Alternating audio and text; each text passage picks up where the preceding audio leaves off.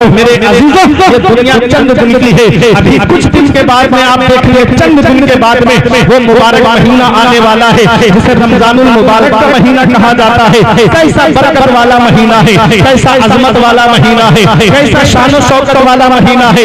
अव्वलुहु रहमतुन औसतुहु मग़फ़िरतुन आखिरुहु इत्क़ुम मिनन नार। जिसका पहला अशरा रहमत का है, दूसरा अशरा मग़फ़िरत का है, तीसरा अशरा जहन्नम से आजादी का है। ऐसा मुबारक महीना, इस मुबारक महीने में नए नए बीमार निकल के आएंगे, पूरी साल हल्ला करता रहेंगे और जैसे ही रमजान का महीना आएगा बीमारियों का बहाना करने लगेंगे। अरे कोई ऐसी बीमारी हो जिसके लिए किसी शरीयत के जानने वाले हाजिर माहिर हकीम ने ये बता दिया हो कि इसको रोजा रखेगा तो इसकी जान को खतरा है। ऐसे अगर ऐसी कोई बीमारी है तो रोजा माफ है, उस वक्त नहीं रखा जाएगा। मेरे अजीजों, लेकिन आओ मैं आपको बताऊं, किसी के सर में दर्द है वो भी रोजा छोड़ देता है, किसी के हल्का सा पेट में दर्द हुआ उसने भी रोजा छोड़ दिया। कोई कहता है मैं बीपी का मरीज हूँ, कोई कहता है मैं शुगर का मरीज हूँ, कोई कहता है मेरे अंदर फला बीमारी है, कोई कहता है मेरे अंदर फला बीमारी है, मैं रोजा रखूंगा तो मेरा ये हो जाएगा। हम आपसे मैं पूछना चाहता हूँ, पैगंबर इस्लाम ने फरमाया सूमू तसाहू, रोजा रखो सेहतमंद हो जाओगे, रोजा रखो सेहतमंद हो जाओगे। दुनिया के तमाम डॉक्टर जो है उनकी बात इतनी सच्ची नहीं है जितनी सच्ची बात मदीने वाले मुस्तफा की है। वो जितने डॉक्टर हैं, जितने हकीम हैं, ये सब कहां से सीखते हैं? मेरे अजीजों, इन्होंने किताबों से सीखा है और किताबों के अंदर जो हकीमों ने मवाद जमा किया है वो कहां से जमा किया है? वो कुरान और हदीस से जमा किया है। और कुरान और हदीस क्या है? कुरान मेरे नबी पर नाज़िल हुआ है और हदीस फरमाने मुस्तफा। सुभान अल्लाह, सुभान अल्लाह, नारे तकबीर, नारे रिसालत, मसलके आला हजरत अल्लामा मुफ्ती फरमान रज़ा मंजरी साहिब क़िबला, खलीफा हुजूर हसन मिल्लत, नारे तकबीर। आज अगर डॉक्टर साहब कह दें चावल नहीं खाना है तो छोड़ देगा, कहा चावल नहीं खाना, नहीं खाएगा। कहा क्यों? कहा डॉक्टर साहब ने मना किया है। डॉक्टर साहब ने कह दिया कि मीठे को हाथ नहीं लगाना है, शुगर बढ़ जाएगी, हाथ नहीं लगाएगा। कितनी भी अच्छी नेमतें लाके मिठाई की रख दीजिए आप। हमने कहा क्यों नहीं खा रहे हो? कहा डॉक्टर साहब ने मना किया है।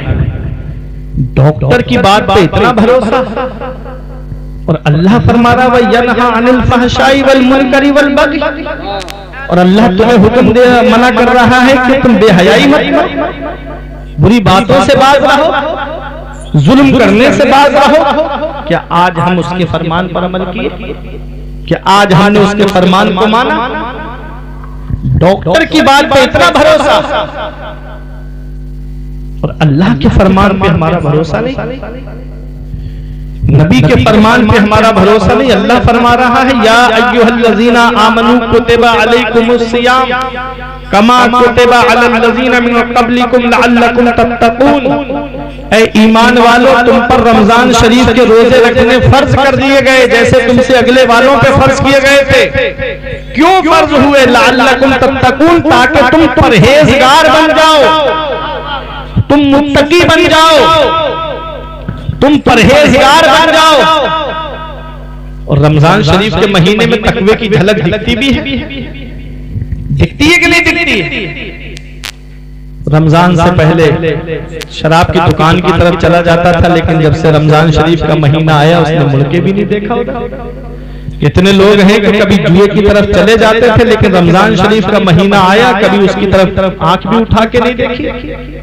तो पूरा महीना रमजान शरीफ के महीने में तकवे की झलक दिखती भी है, लेकिन कुछ लोग हैं जो अल्लाह की रजा के लिए रोजा रखते हैं, और कुछ लोगों का हाल तो ये है कि पूरा पूरा दिन मोबाइल चलाएंगे, एक वक्त की नमाज पढ़ने नहीं जाएंगे, और शाम को बैठेंगे इफ्तार करने के लिए।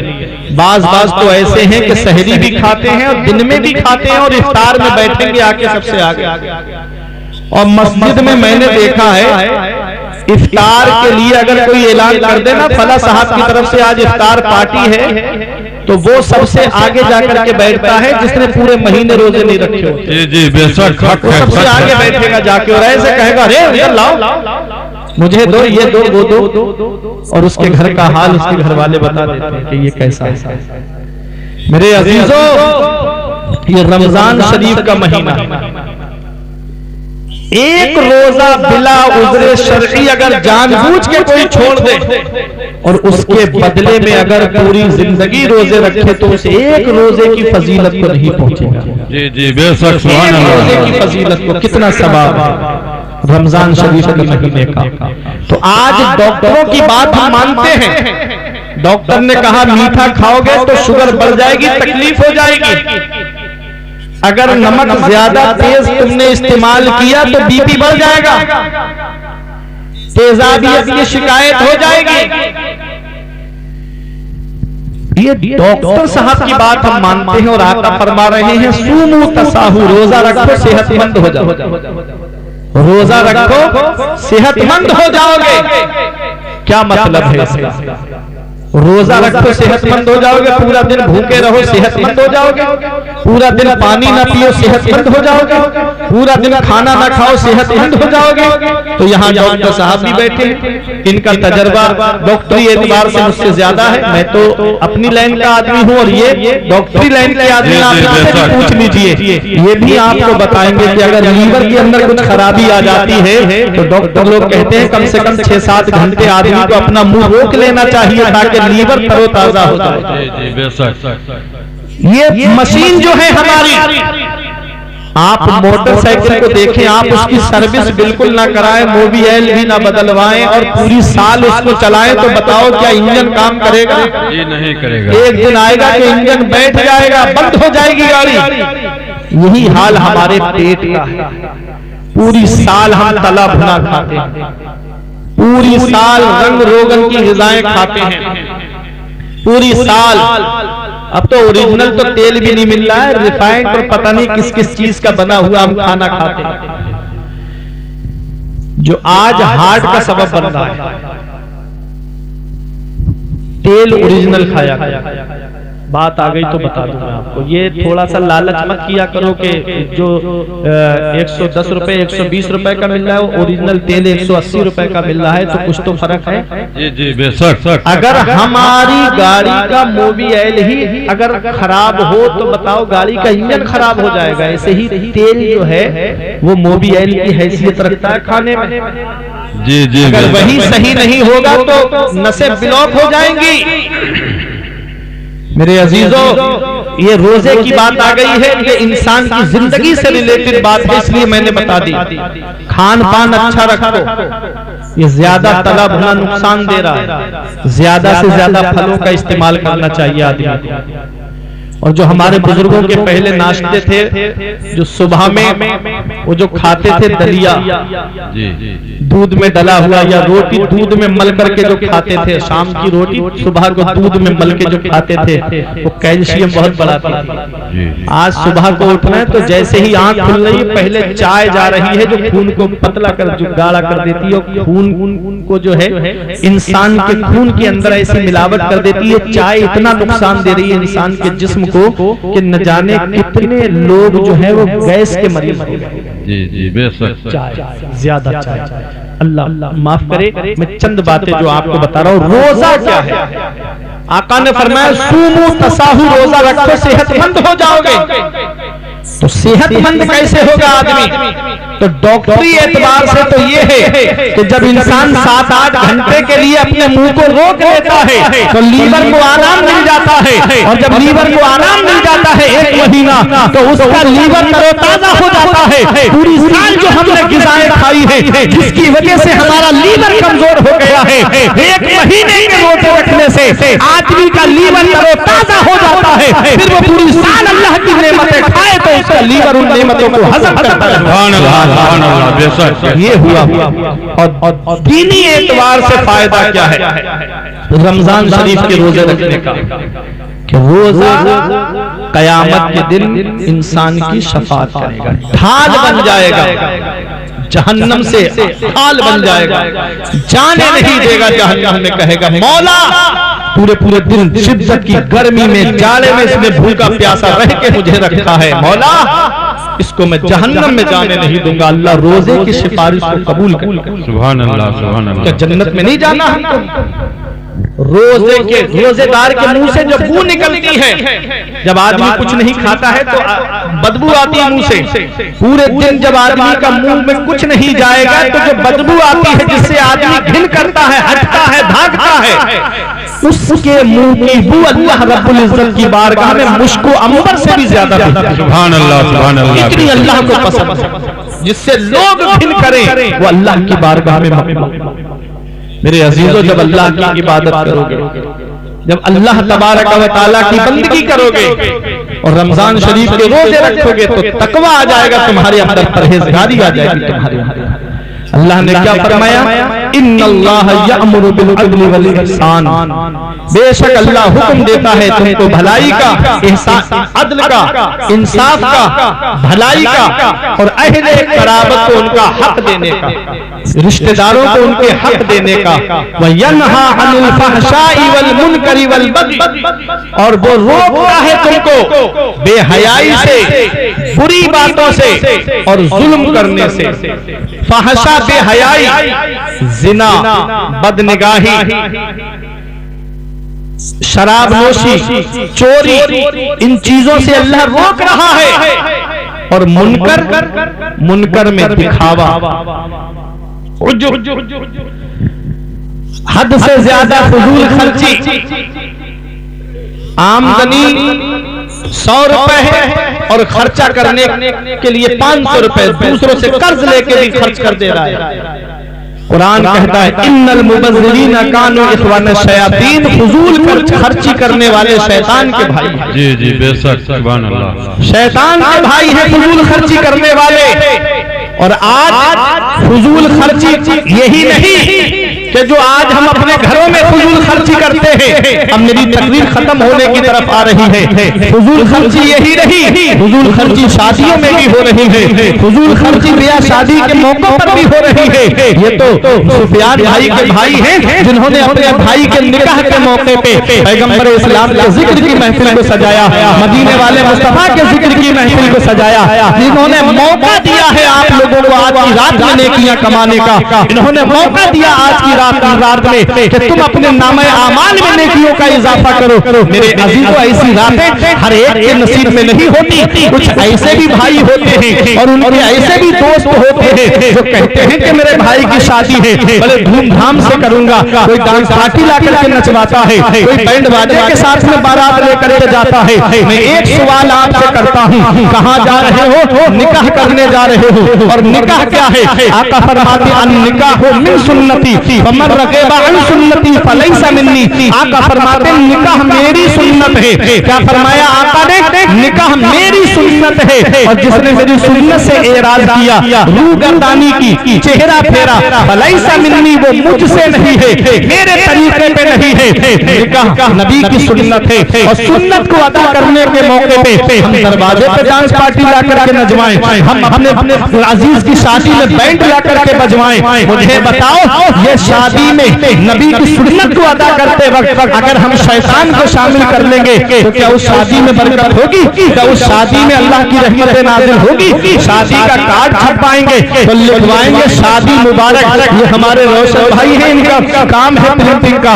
ये आप देखिए इनके पास कितने शादी कार्ड आते होंगे, ये बड़ा बड़ा लिखते हैं शादी मुबारक। मुबारक का माना जानते हो? बारका युबारक, बरकत से बना मुबारक, जिसके माना है ऐसी शादी जिसमें अल्लाह की बरकतें हो, ऐसी शादी जिसमें अल्लाह की रहमतें नाज़िल हो। एक बार दिल पे हाथ रख के मुझे बताओ कवरिया वालों कि जिस शादी में बैंड बजे, क्या उस शादी में अल्लाह की रहमतें होंगी?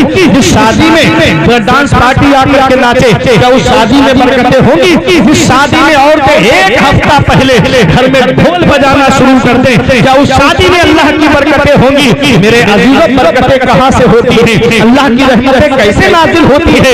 अरे जब जगह से पहले सुबह का जब दिन आए तो फजर के बाद घर में कुरान खानी कराओ, और जब शाम का वक्त आए अल्लाह और उसके रसूल की जिक्र की महफिल को सजाओ, और जब दूल्हा बन जाए औरतों से कहो पर्दे में रहो, वहां पर मुस्तफा जारे रहमत को सलातो सलाम करवाओ। फिर उसके बाद बारात लेकर के चलो, और बारात भी ऐसी लेकर के चलो। शादी करो तो ऐसी करो सादगी के साथ, शादी करो तो ऐसी करो सादगी के साथ जैसे अली का अक्द हुआ फातिमा के साथ। सरदार देखकर न जमींदार देखकर रिश्ता करो नबी का वफादार सुभान अल्लाह माशाअल्लाह माशाअल्लाह बहुत अच्छे सुभान अल्लाह। वफादार देखकर मेरे अजीजों शादी करो तो ऐसी करो सादगी के साथ जैसे अली का अक्द हुआ फातिमा के साथ। बेशक सुभान अल्लाह। निकाह नबी की सुन्नत है। होना तो ये चाहिए था कि जब निकाह करने के लिए जाते तो हम निकाह मस्जिद में होना चाहिए। इमाम साहब तशरीफ फरमा है, बेहतरीन आलिम है। निकाह मस्जिद में होना चाहिए। मस्जिद में निकाह का फायदा क्या? बात मस्जिद में निकाह का ये नहीं कि पूरी बारात मस्जिद में ही बिठा दो आप ले जाके। हाँ, कहीं सोचो कि आप शादी हाल में नहीं लेके जाएंगे, बारात सीधी मस्जिद में लेके जाएंगे। मतलब ये नहीं है उसका। मतलब ये है कि दूल्हा नमाज पढ़े मस्जिद में जाकर के और वहीं बैठ जाए। जो ईजाबो कबूल हो, नमाजी बैठे हो, उन नमाजियों के सामने ईजाबो कबूल हो जाए, उसके बाद ये निकाह। इससे दो फायदे। देखो, मस्जिद में निकाह जो होता है उससे कुछ ना कुछ तो फायदा होगा। आका के हर काम में हिकमत है। जी जी जी डॉक्टर साहब, मस्जिद में निकाह का कुछ तो फायदा होगा। मस्जिद में निकाह का एक फायदा तो ये है कि मस्जिद के अंदर कोई नापाक नहीं जाता है। बेशक बेशक सुभान अल्लाह सुभान अल्लाह। मस्जिद में कोई नापाक नहीं जाता है। जो भी आता है पाक आता है। ये नापाक क्या है? आका फरमाते हैं जिस घर में कुत्ता हो, जानदार की तस्वीर लगी हो, फोटो लगा हो, और जिस घर में जुनबी हो जिस पर गुस्ल वाजिब हो, वो गुस्ल ना करे, उस घर में अल्लाह की रहमत के फरिश्ते नहीं आते। नापाक जिस घर में हो उस घर में अल्लाह की रहमत के फरिश्ते नहीं आते हैं। आदमी कहता है कमाते बहुत है मौलाना साहब, 5-5 भाई कमा रहे हैं लेकिन बरकत नहीं हो रही है। इधर पैसा आया उधर चला गया, इधर दौलत आई उधर चली गई। ऐ लोगों, अपने घरों का जायजा लो।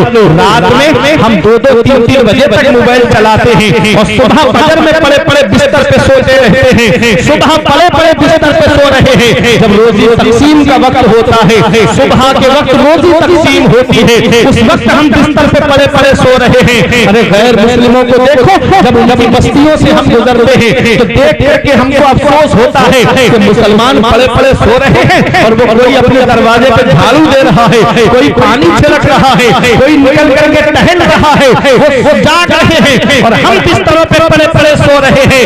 फिर रोना रो रहे मुसलमान परेशान बहुत है, मुसलमान सताया बहुत जा रहा है। वो जर्रा पेड़ पे पत्ता पेड़ से गिर जाता है, वो अल्लाह के जिक्र से गाफिल हो जाता है। वो जानवर ज़िबह कर दिया जाता है, वो अल्लाह के जिक्र से गाफिल हो जाता है। वो मछली शिकार हो जाती है, वो अल्लाह के जिक्र से गाफिल हो जाती है। वो घास काट ली जाती है, वो अल्लाह के जिक्र से गाफिल हो जाती है। मेरे अजीजों, अपने रब की बारगाह में आओ, अपने रब की बारगाह में झुक जाओ। तुमने 3-4 साल पहले कोरोना काल में नहीं देखा, हमने अपनी आंखों से देखा। एक घर में 3-3 जनाजे हमने अपनी आंखों से देखे। बड़े बड़े दौलत वाले, पैसे वाले गंगा नदी के किनारे पे गोरो कफन पड़े हुए थे। इन्ना बरशा रब्बिका लशदीद, तेरे रब की पकड़ बहुत सख्त है। जब अल्लाह पकड़ता है तो फिर कोई छुड़ाने वाला नहीं मिलता। मेरे अजीजों, बड़े बड़े दौलत वाले, पैसे वाले गोरो कफन पड़े हुए थे। किस्मत वाला है वो बाप जो औलाद के कांधे पे कब्रिस्तान चला जाए। नसीब वाली है वो औलाद जो बाप के कांधे पे कब्रिस्तान चली जाए। किस्मत वाला है वो रिश्तेदार जो रिश्तेदार के कांधे पे कब्रिस्तान चला जाए। किस्मत वाला है वो पड़ोसी जो पड़ोसी के कांधे पे कब्रिस्तान चला जाए। जाना सभी को है कटरिया वालों, इस हाल में दुनिया से मत जाना। इधर जनाजा उठे, उधर मोहल्ले के लोग कहें एक जुआरी का जनाजा जा रहा है, एक शराबी का जनाजा जा रहा है, एक अय्याश का जनाजा जा रहा है, आलिम और इमामों की बुराई करने वाले का जनाजा जा रहा है। इस हाल में मत जाना, बल्कि इस हाल में जाना। इधर जनाजा उठे, उधर आलिम साहब कहें गद्दार मुस्तफा का नहीं, वफादार मुस्तफा का रसूल का जनाजा जा रहा है, आशिक रसूल का जनाजा जा रहा है। जब इस हाल में जाओगे तो यही कहोगे ये नाज ये अंदाज हमारे नहीं होते, दामन में अगर टुकड़े तुम्हारे नहीं होते, बेदाम ही गिर जाइए बाजारे नहीं, इस शान के सौदे में सारे नहीं होते।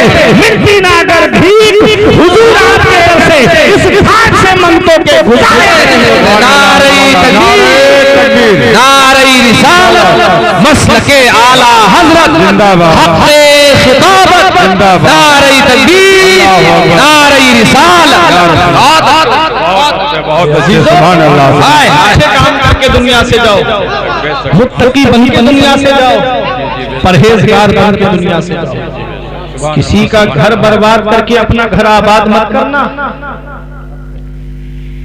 आका फरमाते हैं खैरुन नास मन यनफउन नास, लोगों में बेहतर वो है जो दूसरों को फायदा पहुंचाए, बेशक, सुभान जो अल्लाह। दूसरों को नफा पहुंचाए।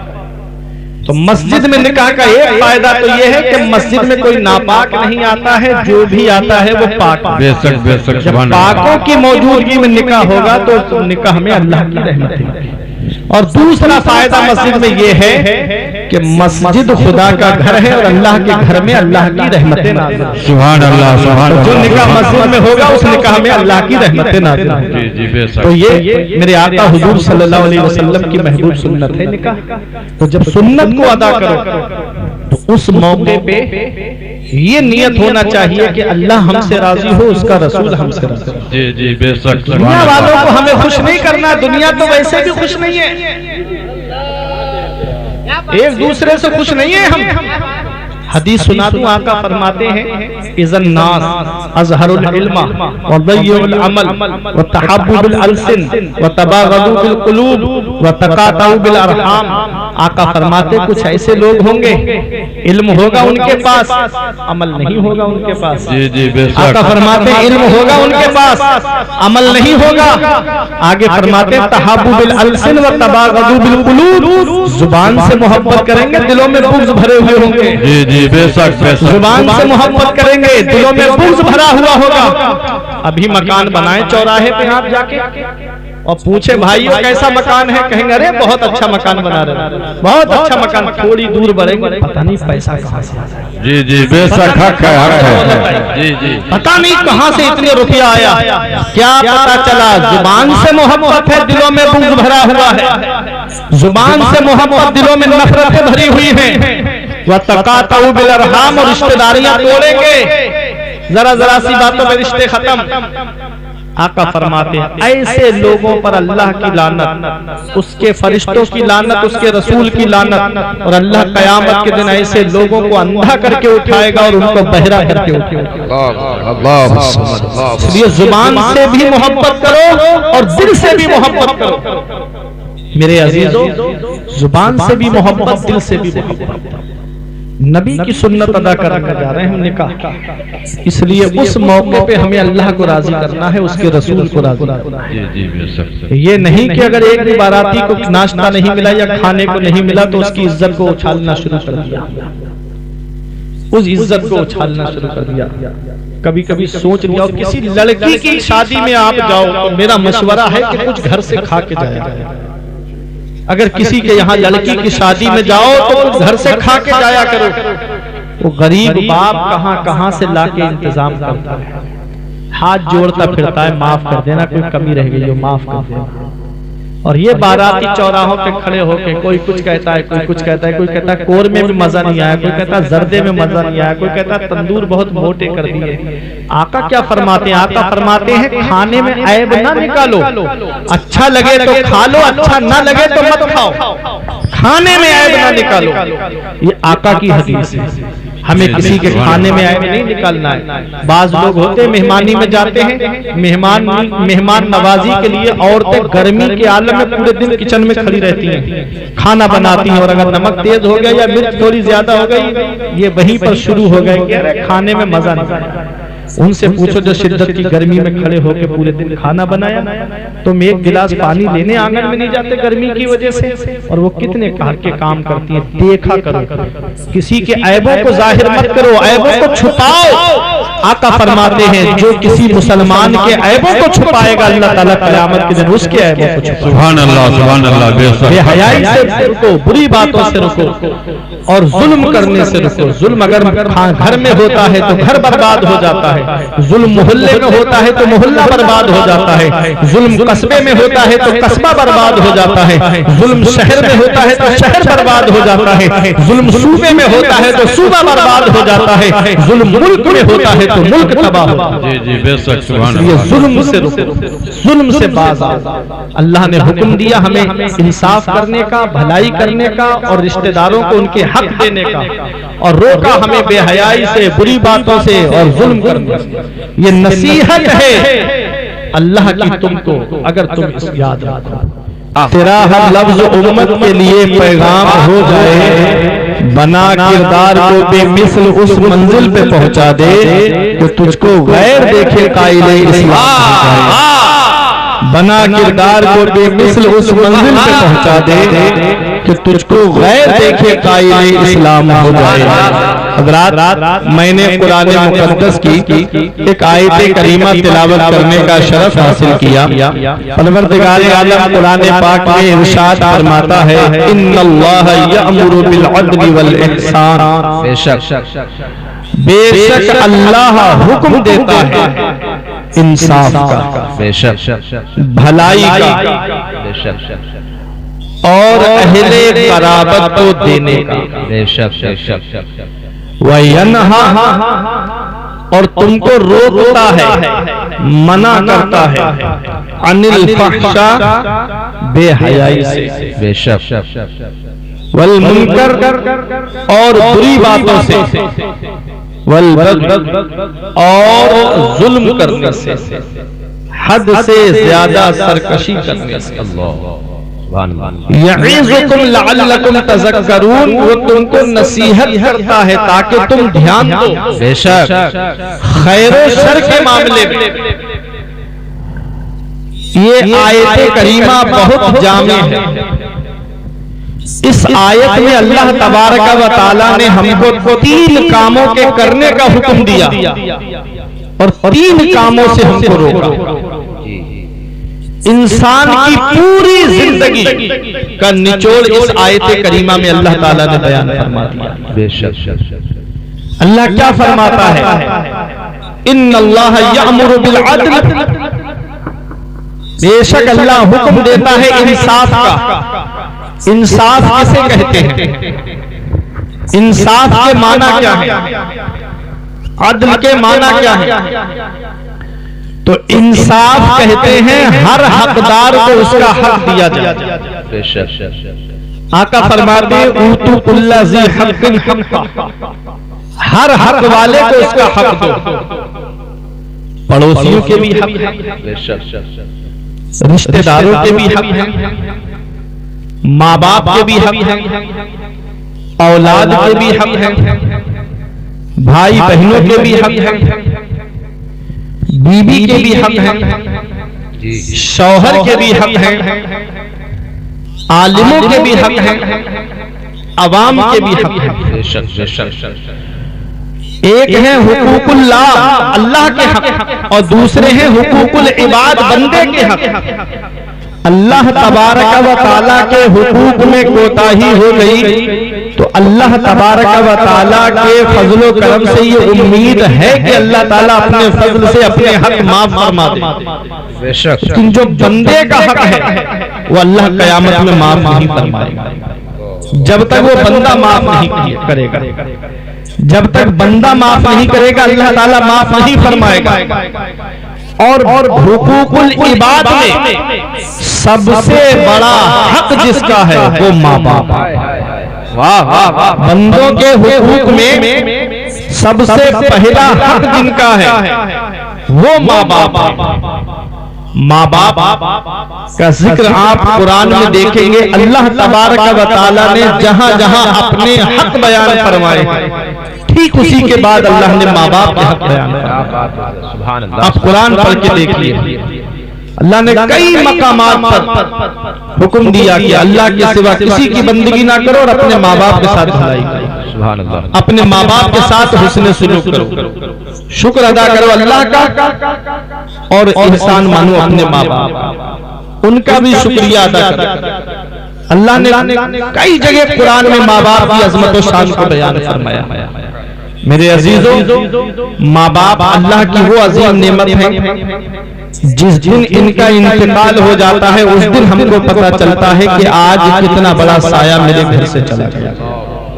जब तक वो जिंदा होते हैं हम उनकी कद्र नहीं करते। जब तक वो हयात होते हैं हम उनके हुकूक को अदा करने में कोताही करते हुए नजर आते हैं, और जब वही माँ बाप दुनिया से चले जाएं तो फिर हम आंसू बहाते हैं कि कोई मुझे सच्चे दिल से दुआ देने वाला मिल जाता। आज इस दौर में हर एक की दुआ में आपको कुछ न कुछ मतलब मिलेगा। आज यहाँ दुनिया में हर एक की मोहब्बत में कोई ना कोई मतलब आपको मिलेगा। इस दौर में, जिस दौर में हम जी रहे हैं, ये मिलावटी दौर कहलाता है। इसमें दूध में आपको मिलावट मिलेगी, चीनी में, घी में आपको मिलावट मिलेगी, दालों में, आटे में, चावल में आपको मिलावट मिलेगी, अक्सर खाने पीने की अशिया में आपको मिलावट मिलेगी। इस मिलावटी दौर में अगर बगैर मिलावट के कोई चीज है तो वो माँ बाप की मोहब्बत है, जिसमें कोई मिलावट नहीं होती है। जो अपनी औलाद से मोहब्बत करते हैं तो सच्ची मोहब्बत।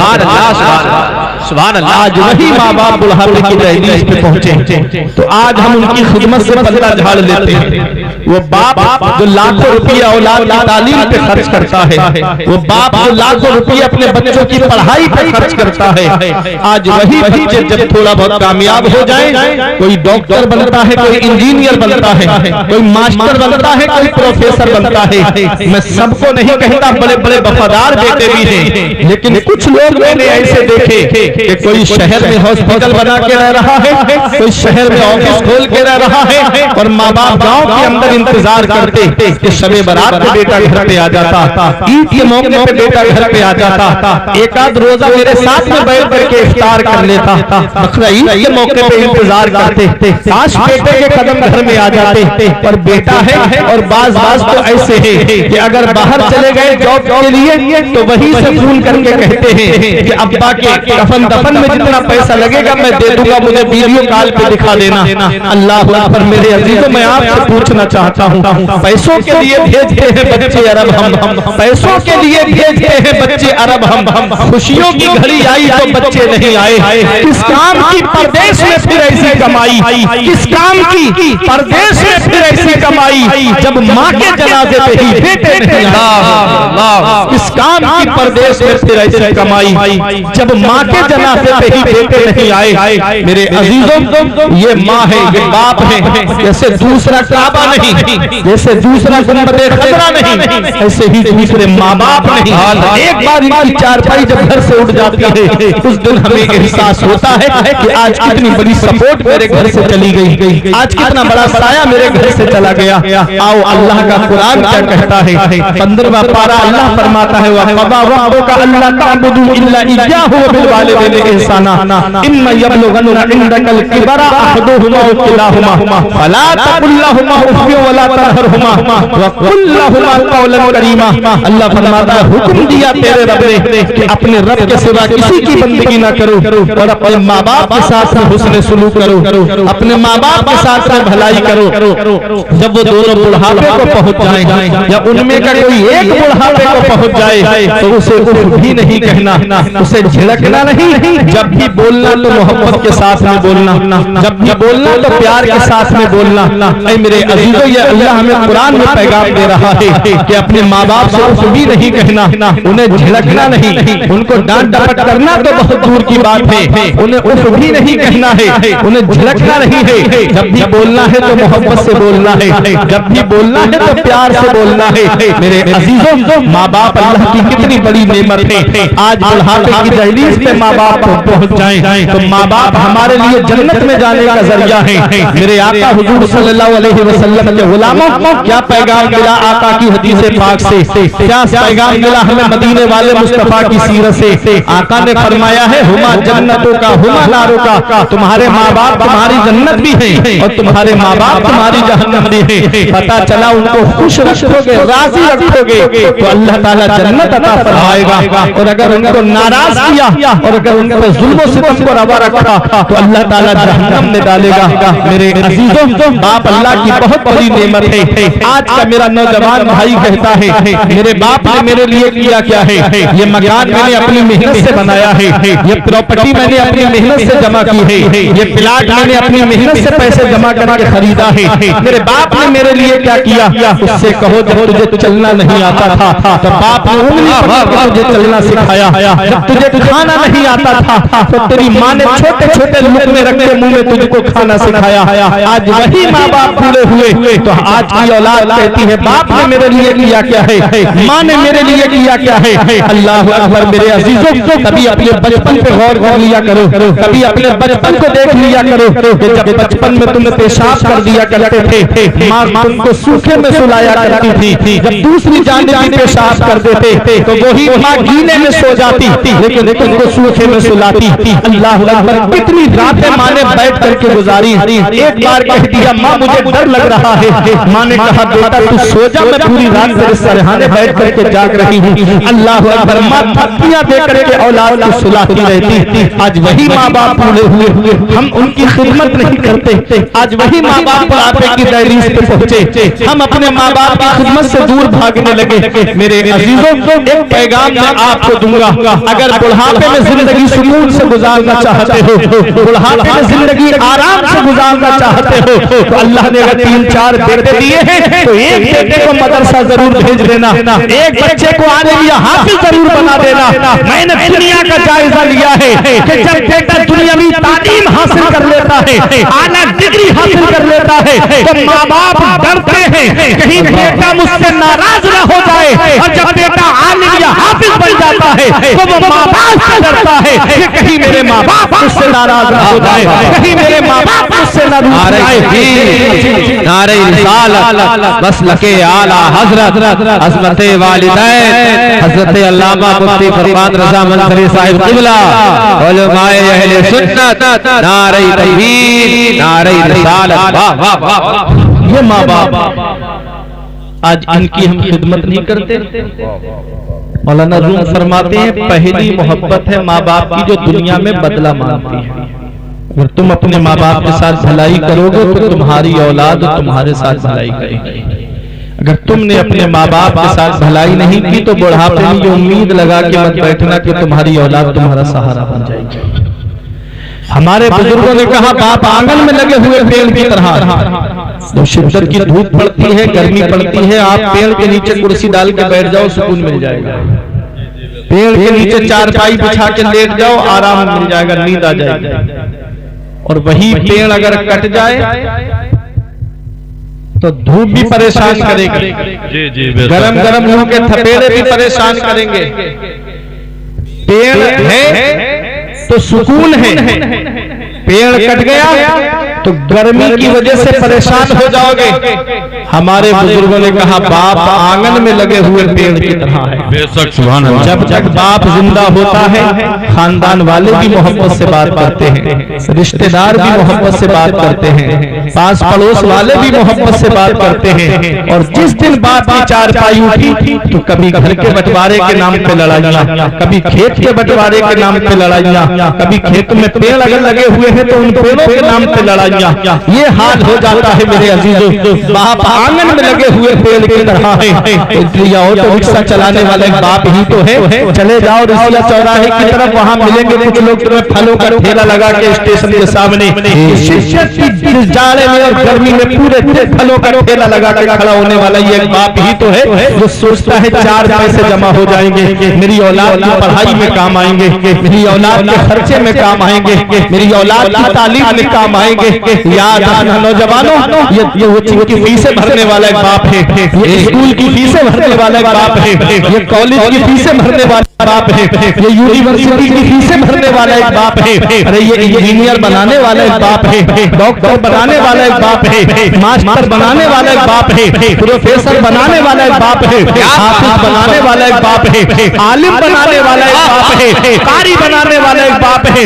बाप क्या नहीं करता अपनी औलाद के लिए, बाप बहुत सी कुर्बानी भी देता अपनी औलाद के लिए। हम भी पढ़ाई किए हैं, हमको भी मालूम है क्या कहते थे कि बेटा तुम पढ़ाई करो, जितने पैसे की जरूरत पड़ेगी हम तुमको देंगे, मेरे लाल तुम पढ़ाई करो। क्या कहता है बाप? यही कहता है ना कि बेटा तुम मन लगा के पढ़, जितने पैसे की जरूरत पड़ेगी हम तुझे ला करके देंगे। चाहे कहीं से बाप दूसरों के खेतों में मजदूरी करता है लेकिन औलाद को खर्चा देता है, बाप दूसरों के मकान में मजदूरी करता है लेकिन औलाद को पैसे ला करके देता है। बेटा घर पे मोबाइल चला के सो रहा है, वो 3-3 मंजिल पे सर पे ईंटें दे करके चढ़ रहा है। ये एक बाप ही तो है, ये ऑटो रिक्शा चलाने वाले बाप ही तो है, ये बसें चलाने वाले बाप ही तो है, ये ट्रक चलाने वाले बाप ही तो है, ये मुंबई कमाने जाने वाले बाप ही तो है, ये दिल्ली कमाने जाने वाला बाप ही तो है, ये बेंगलोर हैदराबाद कमाने जाने वाले बाप ही तो है, ये 30 साल के लिए सऊदी दुबई कतर कमाने जाने वाले बाप ही तो है। बाप क्या नहीं करता अपनी औलाद के लिए? आज वही बाप बूढ़ा हो जाए हम उसका बिस्तर घर से बाहर कर देते हैं। आज वही बाप बुढ़ापे की दहलीज पे पहुंचे हम उसका बिस्तर घर से बाहर कर देते हैं। हमारे कमरे में कूलर चले, हमारे कमरे में एसी चले, हमारे कमरे में जाड़ों में गर्म हीटर, और माँ बाप है कि पुरानी रजाई ओढ़ करके जिंदगी गुजारे। क्या इस दिन के लिए बाप ने औलाद के लिए दुआ की थी? क्या इस दिन के लिए बाप ने आलिमों के घरों के चक्कर लगाए थे? क्या इस दिन के लिए बाप ने आलिमों से कहा था हजरत दुआ कर तो मेरे घर में चिराग जलाने वाला आ जाए? आज वही बेटा जवान हुआ, 4 पैसे क्या कमाने लगा, माँ बाप का बिस्तर घर से बाहर कर दिया। याद रखना इस वक्त के बारे में तो सोचा भी न था। बेटों से बुढ़ापे में हुई खत्म रसाई, घर बार तो बांट लिए शौक से फुरकान, हिस्से में किसी के मगरमा नहीं आई। वक्त ठुकरा देगा एक दिन मेरी सारी ये कुर्बानियां, दामने उम्मीद में फकत नाकामियां रह जाएंगी। शादियों के बाद बेटे तो अलग हो जाएंगे, बाप के हाथों में फकत बैसाखियां रह जाएंगी। बुढ़ापा क्या जवानी क्या ये बचपन बांट लेते हैं, न होकर दिल में गुंजाइश सुहागन बांट लेते हैं। नहीं मंजूर हिस्से में किसी बेटे को अपनी माँ, मगर आपस में बूढ़ी माँ के कंगन बांट नारे तकबीर, नारे रिसालत, कंगन बांट लेते हैं। मेरे अजीजों दिया था अब्बा ने जो एक झूमर बेच डाला था। अल्लाह अल्लाह। आज वो औलाद को बताओ जो कहती मेरे माँ ने मेरे लिए किया क्या है, उसे बताओ। दिया था अब्बा ने जो एक झूमर बेच डाला था, खुशी से अपने अरमानों का दफ्तर बेच डाला था। बुलंदी मिल गई तो भूल बैठे हैं वही बेटे, कभी जिनके लिए अम्मी ने जेवर बेच डाला। बुलंदी मिल गई तो भूल बैठे हैं वही बेटे, कभी जिनके लिए अम्मी ने जेवर बेच डाला था। आका के वसीले से कभी तो नमाज से औलाद माँ ने मांगी थी बदला नवाज से। माँ बाप जिंदगी में देखने को तरस गए, मरने के बाद आते हैं बेटे। हाल है आज की औलाद का। मेरे अजीजों, अल्लाह फरमाता है इम्मा यबलुगन्ना इंदकल किबरा, जब वो दोनों बुढ़ापे को पहुंच जाएं, फला तकुल लहुमा उफ, तो उफ भी नहीं कहना, उफ भी नहीं कहना है। आज बेटा कहता है ये मकान मेरा है, ये जमीन मेरी है, ये प्रॉपर्टी मेरी है। आका की हदीस क्या कहती है? मेरे आका की बारगाह में एक नौजवान सहाबी आए और आके अर्ज करते हैं या रसूल अल्लाह, मेरे माँ बाप मेरे वालिद मुझसे खर्चे के लिए पैसे लेते हैं, मुझे वापस नहीं करते, सब पैसे खर्च कर देते हैं, मुझे मुफलिस बनाना चाहते हैं, मुझे गरीब कर देना चाहते हैं। आका ने उनके वालिद को बुलाया, बुजुर्ग सहाबी थे, डंडे का सहारा लेके आका की बारगाह में आए। और जब उनको पता चला कि उनके बेटे ने उनकी शिकायत आका से की है तो दिल ही दिल में वो रोने लगे और कुछ अशार उन्होंने अपने दिल का जो दर्द था ना वो अशार की शक्ल में उन्होंने पेश किया, लेकिन वो दिल के अंदर ही थे अशार। जिब्राइल अलैहिस्सलाम हाजिर हुए, अर्ज किया या रसूल अल्लाह, इन्होंने अभी रास्ते में कुछ अशार कहे हैं, आप उनको सुनिए। अल्लाह, मेरे आका ने इरशाद फरमाया, तुम अपने बेटे के पैसे लेकर के वापस नहीं करते? अर्ज किया या रसूल अल्लाह, इससे पूछिए मैं पैसे लेके करता क्या हूं? इसी के बच्चों पे तो खर्च कर देता हूं। अल्लाह, पैसे कहीं लेके तो नहीं जाता, इसी के बच्चों पे तो खर्च कर देता हूं। और आज भी हमने देखा अगर माँ बाप को पेंशन मिलती है ना तो वो अपने अकाउंट में जमा नहीं करते, वो अपने नाती पोतों पे खर्च करते, अपने अकाउंट में जमा नहीं करते, वो अपने बेटे के बच्चों पे ही खर्च कर देते हैं। आज माँ बाप करीब से समझिए तो वो है क्या, इसका पता हमें तब चलता है जब हम खुद बाप बनते हैं। जब खुद की औलाद होती है ना तब हमको एहसास होता है कि बाप क्या होता है। जब खुद की औलाद होती है तब हमको एहसास होता है कि बाप क्या होता है। ऐसी शिद्दत की सर्दी में आप देखेंगे, अल्लामा साहब तशरीफ फरमाए, रातों में प्रोग्राम करने जाते हैं, जलसा करने जाते हैं, तजर्बा मुझसे ज्यादा है। लेकिन एक सच्ची बात मैं आपको बताऊं, जब कोहरे आते हैं और रात में जलसा करके घर पे पहुंचते हैं। हमारे अब्बा के इंतकाल को 2 साल से ज्यादा हो गया, वालिदा मौजूद हैं, अल्हम्दुलिल्लाह, अल्लाह उनकी उम्र लंबी करे, आमीन आमीन, और वालिद साहब को जन्नत में आला मकाम अता फरमाए, आमीन आमीन। एक सच्ची बात, मोहब्बत का दम भरने वाले बहुत होते हैं, लेकिन सच्ची मोहब्बत आप देखिए कि जब बाहर से आए रात के 2 बजे 3 बजे जब ऐशो आराम की नींद आती है, ऐसे आलम में जब गाड़ी दरवाजे पर पहुंचती है तो अंदर से किसी और की आवाज नहीं आती, तो या तो माँ की आवाज आती है कि बेटा दरवाजा खोलते हैं, या बाप की आवाज आती है कि मेरे लाल अभी दरवाजा खोलते हैं, बेटा बाहर चला जाए। माँ की नजरें दरवाजे पे लगी रहती, बेटा बाहर चला जाए, बाप की नजरें दरवाजे पे लगी रहती, मेरा बेटा अभी नहीं आया, मेरा लाल अभी नहीं आया। माँ फोन करके पूछती, बेटा कहाँ चले गए थे सर्दी में? बेटा गुस्से में फोन करके काट के कहता, माँ क्यों मुझे फोन करके परेशान करती रहती है, मैं दोस्तों के साथ पार्टी करने आया हूँ, मैं दोस्तों के साथ घूमने के लिए आया हूँ, अब मुझे फोन मत करना। जब गुस्से में फोन काटता है, जिस माँ का आज फोन गुस्से में काट दिया, एक दिन आएगा कि कोई खैरियत लेने वाला तक नहीं होगा, एक दिन आएगा कि कोई तुझसे तेरा मिजाज पूछने वाला तक नहीं होगा।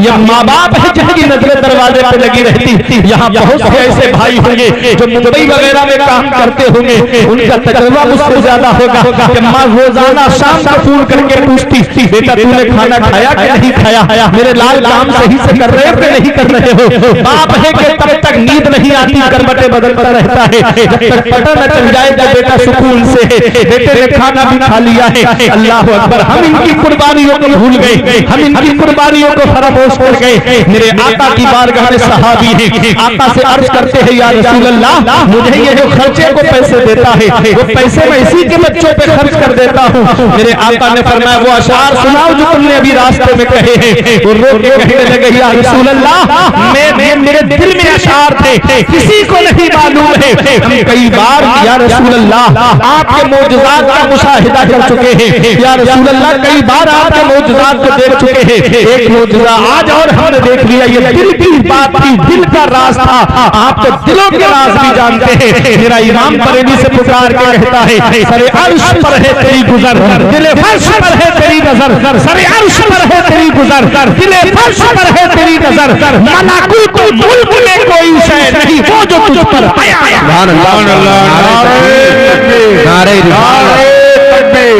नारे रिसालत मसलक आला हजरत उलमा अहले सुन्नत, सुभान अल्लाह सुभान अल्लाह। सहाबी उस अर्ज करते हैं, उसका मैं मफहूम बता रहा हूँ आपको। वो सहाबी कहते हैं, जब मेरा बेटा पैदा हुआ तो मैं खुश हुआ और मैं डरता था इसके इंतकाल से, मैं डरता था इसके हिलाक हो जाने से कि कहीं मेरा बेटा इंतकाल ना कर जाए। मुझे इसकी मौत से डर लगता था।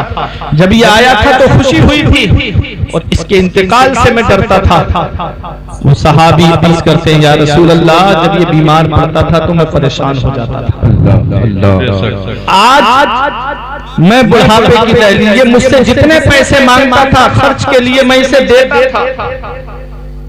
आज मैं इससे पैसे मांगता हूं तो ये मुझसे बदले में मांगता है। मेरे जिस्म की हड्डियों ने जवाब दे दिया, मेरे जिस्म की ताकत ने जवाब दे दिया, अब मैं इसको पैसे कहां से वापस करूं। मेरे आका रोने लगे, सहाबा भी रोने लगे। आका इरशाद फरमाते, मेरे सहाबा इनकी बात सुन के सिर्फ मैं और तुम ही नहीं रो रहे हैं, इसके इर्द गिर्द जितने ढेले हैं, पत्थर हैं, वो सब के सब आंसू बहा रहे हैं। पता चला जिस घर में माँ बाप के ऊपर जुल्म होता है, तुम घर के करो दीवार आंसू बहाते हैं। उस घर में माँ बाप को सताया जाता है, उस घर के दरो दीवार भी आंसू बहाते हैं। मेरे अजीजों, अगर घर में बरकत नहीं है तो माँ बाप को राजी करो। घरों में सुकून नहीं है तो माँ बाप को राजी करो। मुसीबतों ने घरों का दरवाजा घेर रखा है तो अपने माँ बाप से दुआएं कराओ। इतनी जल्दी किसी मौलाना की दुआ कबूल नहीं होगी, इतनी जल्दी किसी पीर की दुआ कबूल नहीं होगी, इतनी जल्दी किसी हाफिज की दुआ कबूल नहीं होगी, जितनी जल्दी औलाद के हक में उसके माँ बाप की दुआ कबूल होती है। आका फरमाते हैं माँ बाप की दुआ औलाद के हक में ऐसे कबूल होती है जैसे नबियों की दुआ उम्मत के हक में कबूल। तो मेरे अजीजों, अगर घर में बरकत नहीं तो माँ बाप से दुआएं कराओ। कारोबार में बरकत नहीं तो माँ बाप से दुआएं कराओ।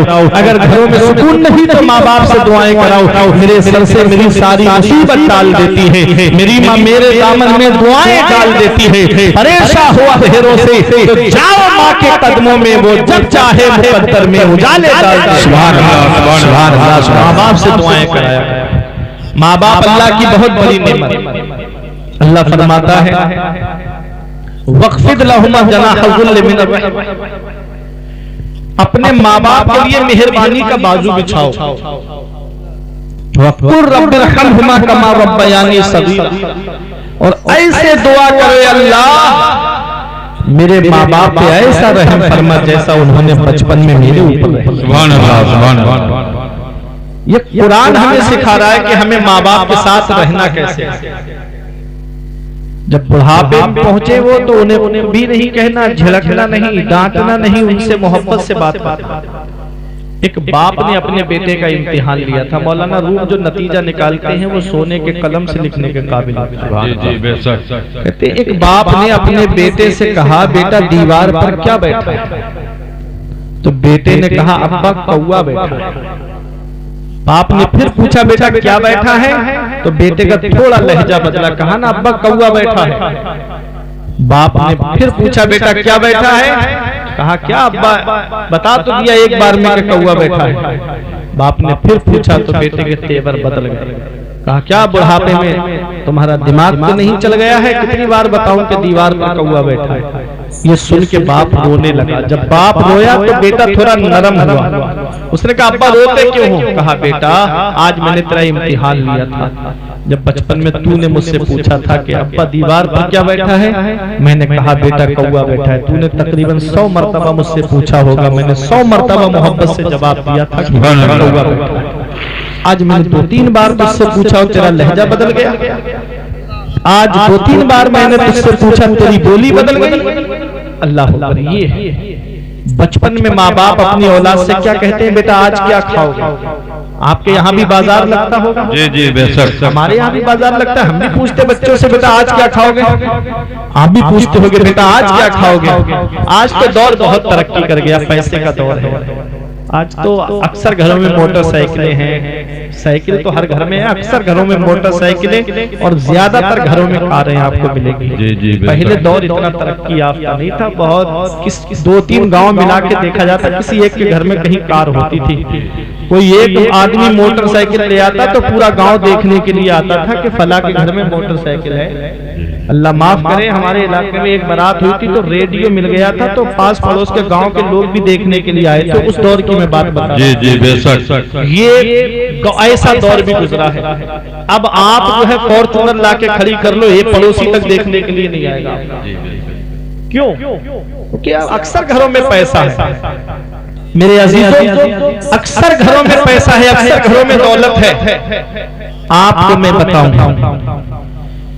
माँ बाप की अजमत बड़े करीब से मैं आपको दिखाना चाहता हूँ। आज दौर तरक्की याफ्ता है। इस दौर में अगर आज हमारी औलाद बीमार पड़े तो हम डॉक्टरों के घरों पे दिखाने के लिए जाते हैं।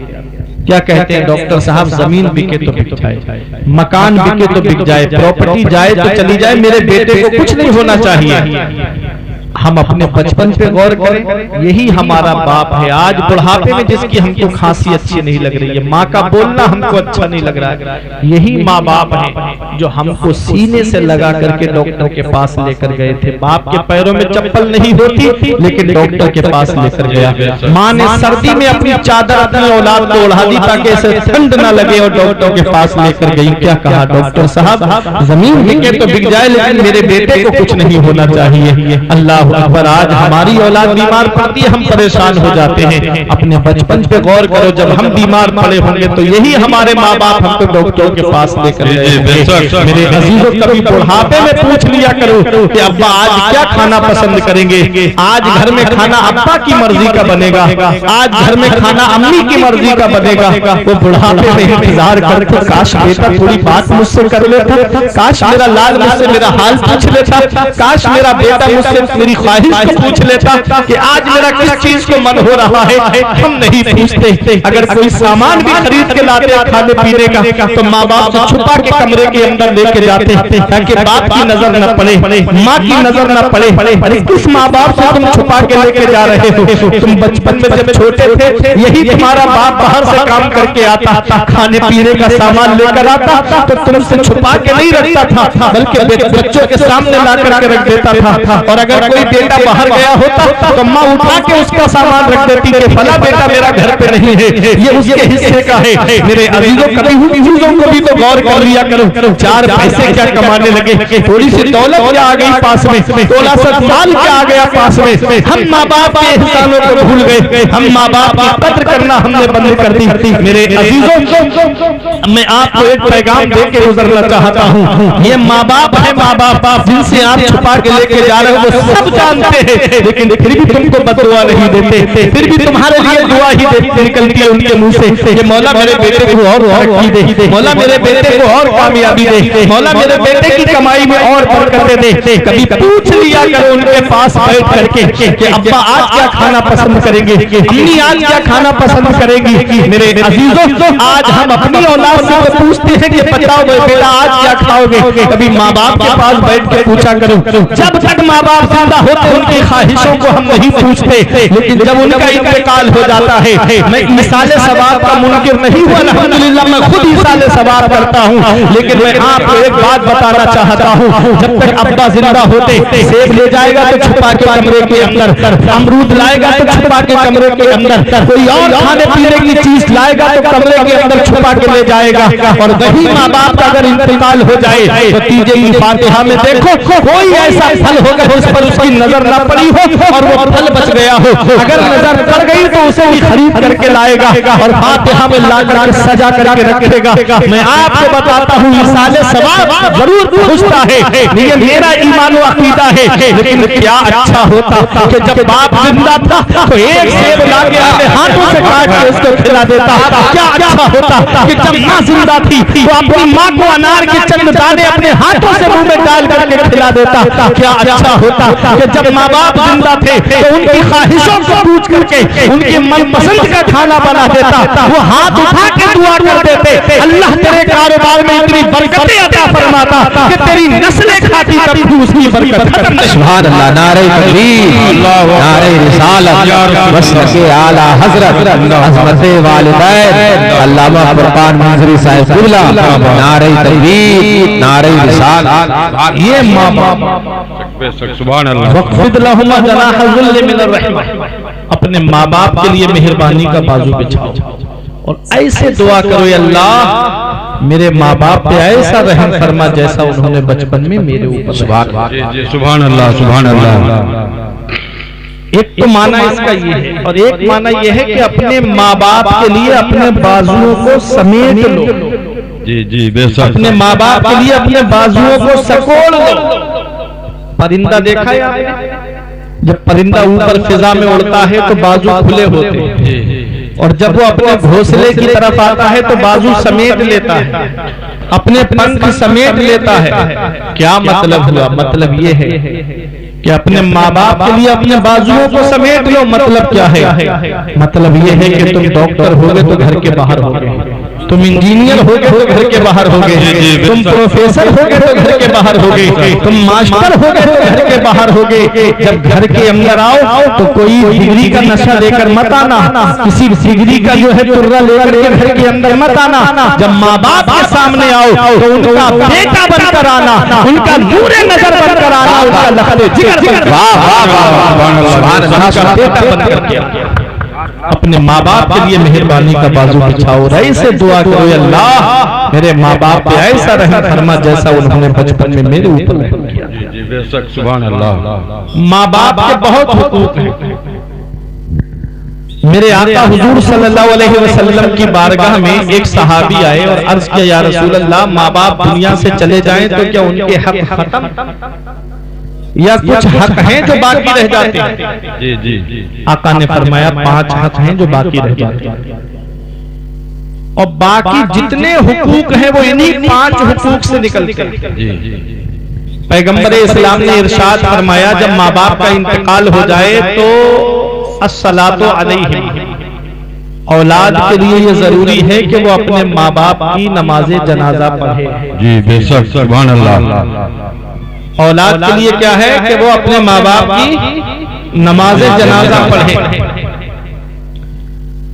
अल इस्तिग़फ़ारु लहुमा, और दूसरा हक ये है कि औलाद अपने माँ बाप के लिए बख्शिश की, मग़फ़िरत की दुआ करती रहे। बेशक सुभान अल्लाह। अब मुझे बताओ, कौन सी औलाद माँ बाप के लिए बख्शिश की दुआ करेगी? कौन सी औलाद माँ बाप के लिए इस्तिग़फ़ार करेगी? वो जिसे हमने मदरसे का मुंह नहीं दिखाया, वो जिसे हमने कभी किसी आलिम के सामने नहीं भेजा, वो जिसको हमने कभी किसी आलिम के पास में पढ़ने नहीं भेजा, सिर्फ दुनियावी तालीम, क्या वो औलाद माँ बाप के लिए दुआ करेगी? मेरे अजीजों, मरने से पहले मरने की तैयारी करो। ये दौर बड़ा प्रफितन दौर कहलाता है, इतना मसरूफियत का दौर है कि इस दौर में किसी को किसी के लिए टाइम नहीं है। काश अगर 3-4 बेटे हैं तो उसमें से एक बेटे को अगर आलिम या हाफिज बना दोगे तो वो तुम्हारे लिए बख्शिश की दुआ भी करता रहेगा, मग़फ़िरत की दुआ भी करता रहेगा, और जब भी नमाज पढ़ेगा तो दुआ करेगा, रब्बना ग़फ़िरली वले वालिदैया वलिल मुमिनीना यौमा यक़ूमुल हिसाब। हे अल्लाह, मुझे बख्श दे, मेरे माँ बाप को बख्श दे, और तमाम मोमिनीन को बख्श दे। वो दुआ जमीन के ऊपर करेगा, अल्लाह उसके माँ बाप को जमीन के नीचे बख्श दे। सुभान अल्लाह। मेरे अजीजों, एक आध बेटे को आलिम या हाफिज जरूर बना देना।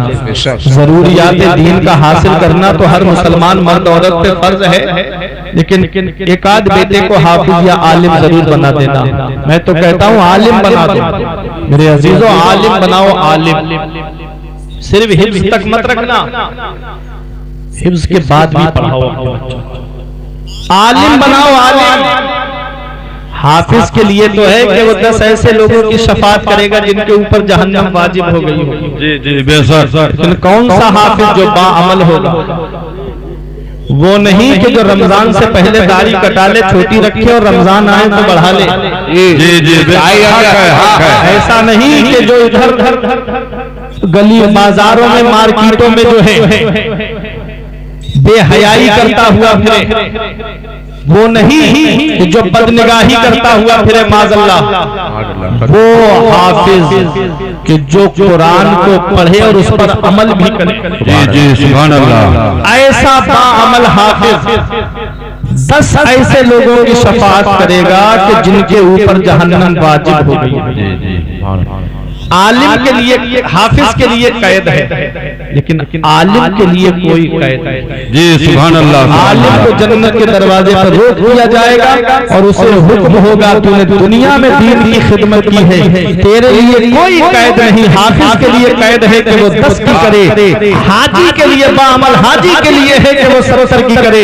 आलिम के लिए कोई कैद नहीं होगी, वो जितनों को चाहे उतनों को बख्शवा के जन्नत में लेके जाए। सुभान अल्लाह सुभान अल्लाह। मेरे अजीज, आलिम का बहुत बड़ा मकाम है, और आलिम का मकाम बता दूं, ग्वालियर में एक अल्लाह के वली आराम कर रहे हैं, मियां गौस मोहम्मद ग्वालियर जी जी रहमतुल्लाह अलैह। उनको अल्लाह ने मुस्तजाब दावत बनाया, जो दुआ करे अल्लाह कबूल फरमाता। आ गए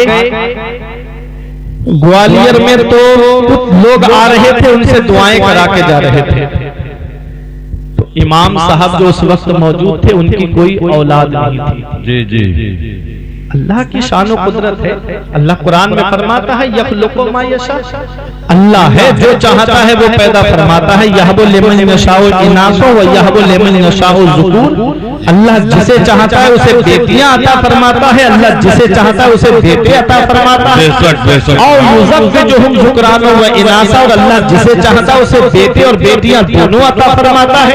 व यजअलु मन यशाउ अकीमा, और अल्लाह जिसे चाहता है उसे बांझ बना देता है, उससे कोई औलाद नहीं होती। तो इमाम साहब की कोई औलाद नहीं। इमाम साहब की बीबी ने कहा हजरत आप चले जाओ दुआ कराने के लिए, आप दुआ करा लो, अल्लाह ताला उनकी दुआ से हमको भी औलाद अता फरमा दे। आलिम साहब आए, तो जब आलिम साहब आए तो वो तो अल्लाह के वली थे, देखते ही पहचान लिया आलिम भी है और इमाम भी है। सुभान अल्लाह। आज हमारा हाल ये है कि हम इमाम के पीछे पढ़ते भी हैं और इमाम के पीछे पढ़ते भी हैं।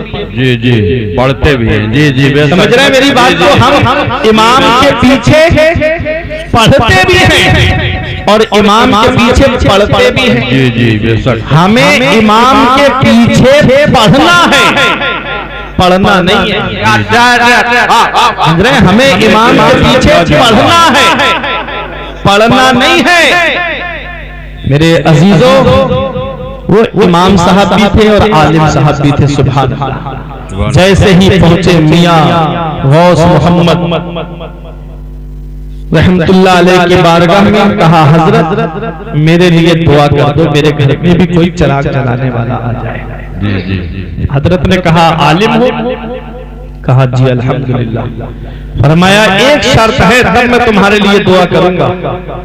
कहा हजरत क्या शर्त है? कहा ये जो सामने कब्र दिख रही है, कहा जाओ उसके ऊपर पैर रख के आओ, तब तुम्हारे लिए दुआ करूंगा। पैर रख के आओ जाके कब्र के ऊपर, तब तुम्हारे लिए दुआ करूंगा। आलिम साहब बोले हजरत दुआ करो या मत करो, मैं किसी कब्र के ऊपर जानबूझ के पैर नहीं रखूंगा। जी जी सुभान अल्लाह सुभान अल्लाह। मेरे आका हुजूर सल्लल्लाहु अलैहि वसल्लम का फरमाने आलीशान मुझे याद आता है। आका फरमाते मुझे आग के अंगारों पे चलना ज्यादा पसंद है किसी मोमिन की कब्र पर पैर रखना। जी जी बेशक। ये वो फरमा रहे हैं जिनका कदम मुबारक पड़ जाए तो बख्शिश हो जाए, सुभान अल्लाह। कब्र जन्नत का बाग बन जाए। ये तालीम उम्मत के लिए, ये हमारे लिए है। जब हम कब्रिस्तान जाते हैं तो कब्रों के ऊपर पैर रखते हुए जाते हैं। माज़अल्लाह, हमको ये भी होश नहीं रहता कि हम किसी कब्र के ऊपर चल रहे हैं। तो बाज जगह तो कब्रिस्तानों का अदब भी खत्म हो गया।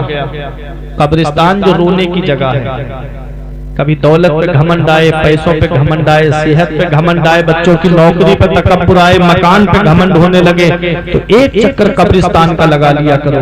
वहां तुमसे ज्यादा दौलत वाले लेते आप, वहां तुमसे ज्यादा पैसे वाले लेते हैं, वहां तुमसे ज्यादा सरमाए वाले लेते हैं, जिनकी नाक पे कभी मक्खी नहीं बैठती थी, आज उनके जिस्म को मिट्टी ने गला सड़ा के एक तरफ कर। घमंड किस बात पे, तकब्बुर किस बात पे? जो कब्र खोदने के लिए जाते हैं उनसे पूछो कहीं हड्डियां निकलती है, कहीं खोपड़ी निकलती है। ये खोपड़ियां भी कुछ पैगाम दे रही हैं कि हम भी किसी दौर में अपने वक्त के बड़े तानाशाह रहे हैं। आज हमारी खोपड़ियों को देख लो और गुरूर और घमंड को खत्म कर दो। मेरे अजीजों, घमंड किस बात पे? कब्रिस्तान ऐसे बूढ़ों से भरा पड़ा है जो कहते थे मौलाना फजर से नमाज पढ़ने आएंगे। कब्रिस्तान ऐसे जवानों से भरा पड़ा है जो कहते थे जुमे से नमाज पढ़ने आएंगे।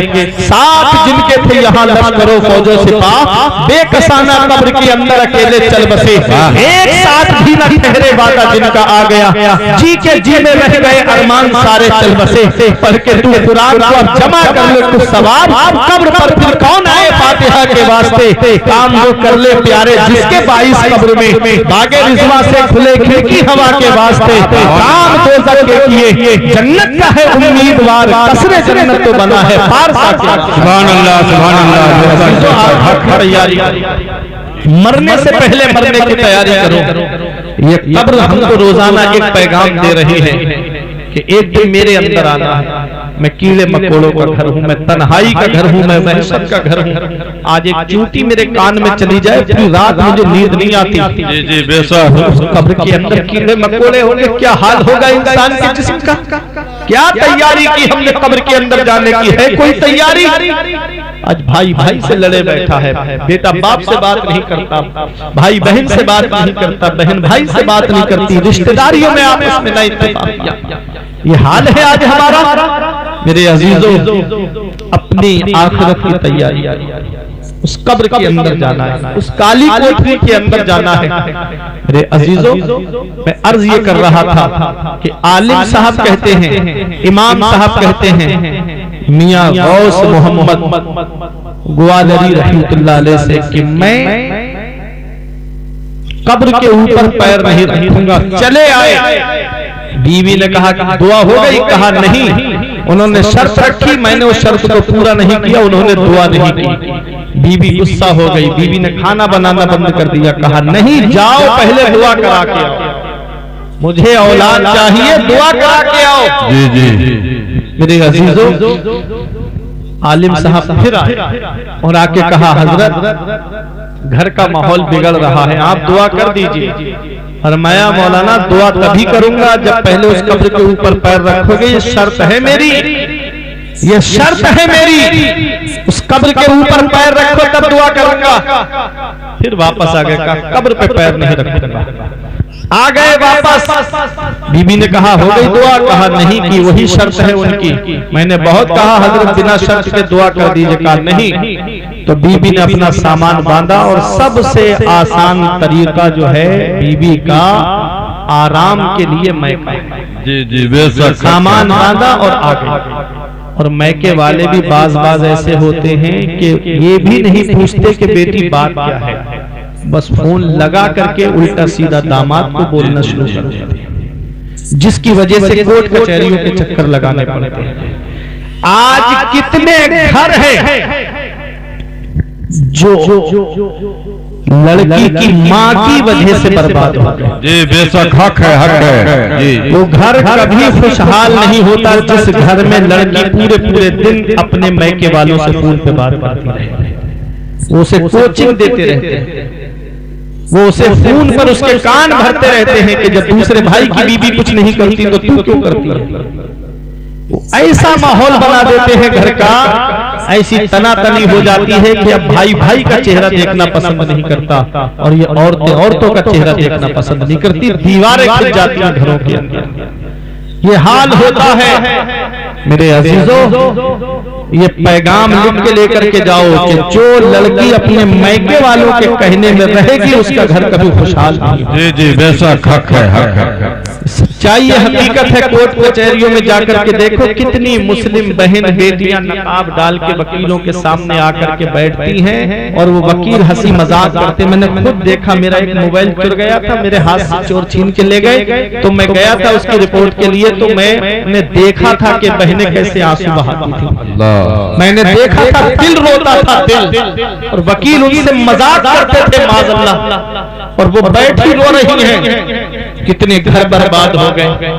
अपने अपने घरों के अंदर ऐसा माहौल बनाओ कि हर चीज तो उनको, उनसे कहो कि जो तुम कहोगी तुम्हारी मर्जी का खाना भी बनेगा, जो खर्चा कहोगी खर्चा भी तुमको दिया जाएगा, लेकिन हुक्म वही चलेगा जो हमारा होगा।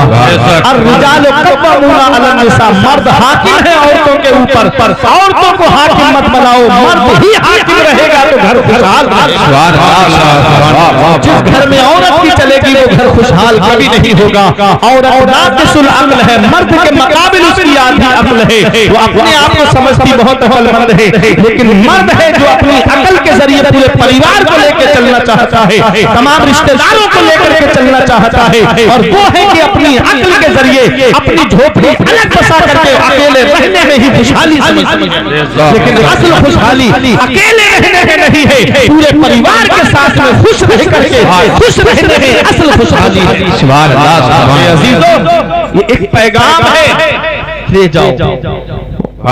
आलिम साहब की बीबी नाराज हुई, सामान बांधा, मैं के आ गई, जब मैं के आई तो आलिम साहब ने सोचा कि 1-2 हफ्ता गुजर गया, गए, कहा कि अब तो गुस्सा ठंडा हो गया होगा, चलो।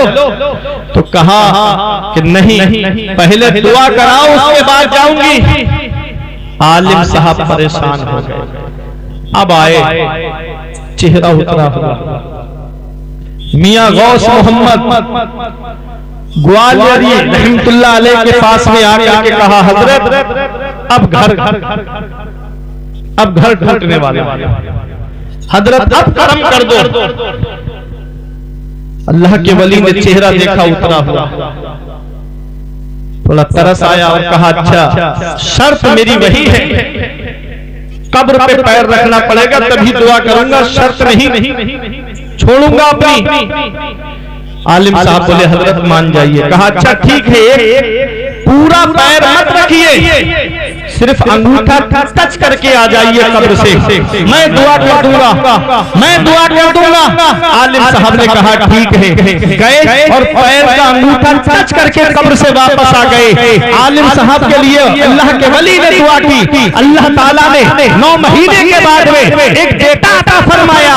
आलिम साहब बेटे को लेकर के अल्लाह के वली की बारगाह में आए और आकर के कहा, हजरत ये तो बरकतें की आपकी दुआ से, अल्लाह ने मुझे बेटा अता फरमाया है, लेकिन आज भी मेरे दिमाग में एक सवाल खटक रहा है कि आपने सबके लिए दुआ बगैर शर्त के की है, मेरे लिए दुआ शर्त लगा के की है, उस शर्त में ऐसा क्या था? तो अल्लाह के वली का जवाब सुनो, ये अल्लाह वाले होते हैं। कहा, तुम आलिम हो, आलिम जिस कब्र के ऊपर मैंने तुम्हारे पैर का अंगूठा टच कराया है, उस कब्र में अजाब हो रहा था और वो अजाब किसी की दुआ से नहीं टलता, एक आलिम के अंगूठा टच करने की वजह से अल्लाह ने उस अजाब को दूर कर दिया।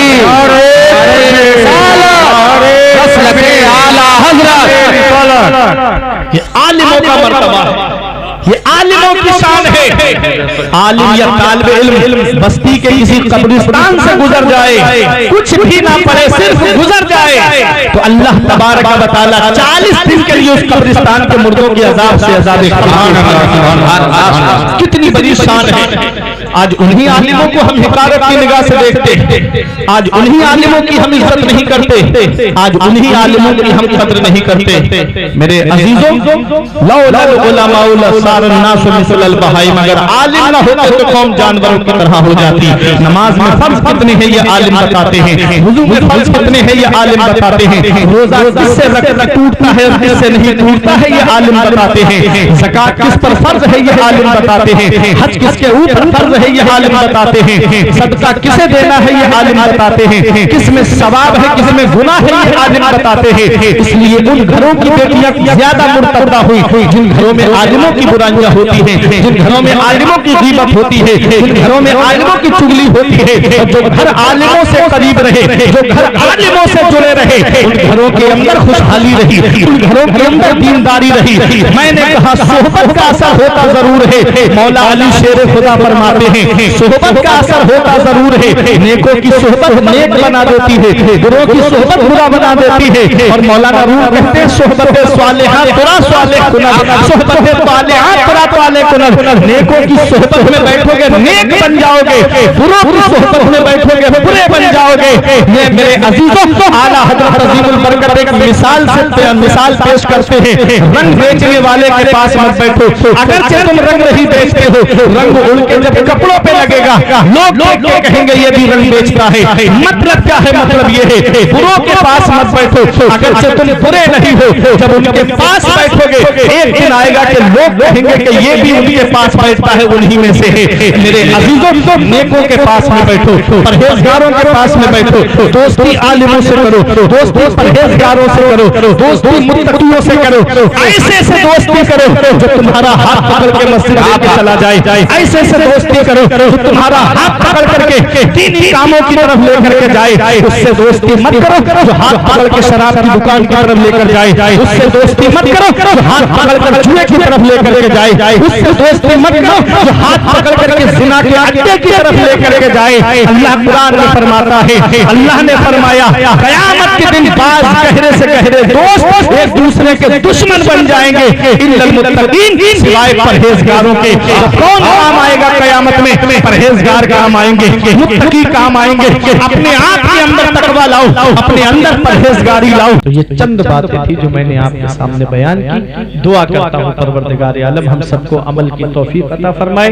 मेरे कुछ अर्ज करने में सबकत लिसानी की वजह से या बतकाज़ा बशरियत कोई गलती हो गई हो तो मौला मुझे माफ फरमाए। अस्तगफिरुल्लाह रब्बी मिन कुल्ली ज़ंबिन व अतूबु इलैहि। कलमा तैयब पढ़ लीजिए, ला इलाहा इल्लल्लाह रसूलुल्लाह सल्लल्लाहु तआला अलैहि वसल्लम। ये जिंदगी सवारियत इरशाद कीजिए, लम्हात जिंदगी के न बर्बाद कीजिए। जब मकसद हयात इबादत खुदा की है पर ये नमाज मस्जिदें आबाद कीजिए। सभी के सामने एक दिन जरूर आता है, ये हुस्न फानी है लेकिन गुरूर आता है। किसी क्रीम से पाउडर से कुछ नहीं होता, नमाज पढ़ने से चेहरे पे नूर आता है।